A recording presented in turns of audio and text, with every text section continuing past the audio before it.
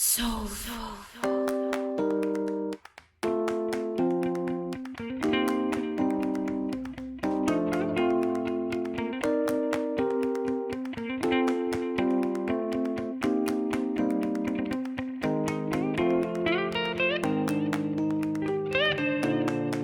tout le monde, alors aujourd'hui je vous propose une recette très facile qui plaira à tout le monde. Encore une fois, ça prend pas beaucoup de temps, c'est à base de poulet rôti, de ricotta et d'épinards. Alors l'étape numéro 1, on va commencer par faire la pâte à crêpes salée. Donc je mets 2 verres de lait, 1 verre d'eau,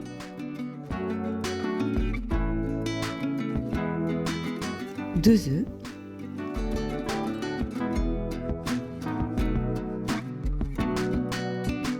4 cuillères à soupe de beurre fondu, 1 cuillère à café de sel, 1 cuillère à soupe de Philadelphia, alors ça parfume vraiment la crêpe, c'est vraiment recommandé de le mettre, et 2 verres de farine. Donc c'est super facile, ça ne demande pas énormément d'ingrédients. Et là, j'ai mixé ma préparation, vous pouvez faire ça au fouet, ça marche aussi. On laisse reposer la pâte à crêpes. Ensuite, on passe à l'étape 2, la farce. Donc j'ai besoin de 500 g de ricotta. Vous pouvez utiliser autre chose, hein. Vous pouvez utiliser aussi du Philadelphia, c'est aussi très bon. J'ai émietté 400 g de poulet rôti que j'ajoute à ma ricotta.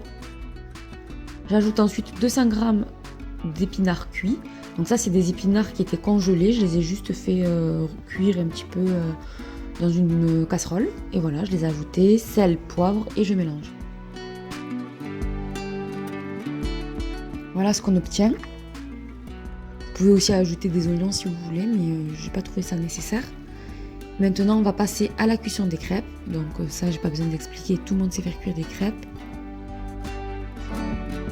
Donc là, elles doivent vraiment être cuites au minimum. On ne veut pas qu'elles soient dorées, on veut juste qu'elles soient blanches, quoi.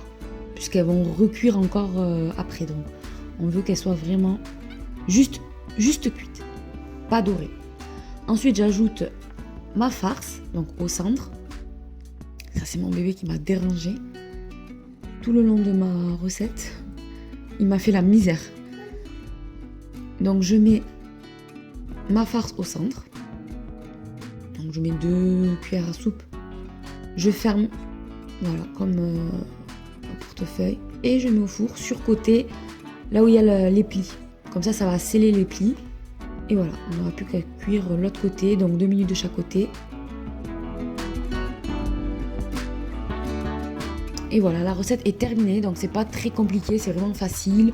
Vous pouvez mettre autre chose comme farce, vraiment, vous pouvez mettre de la viande hachée, vraiment, vous décidez.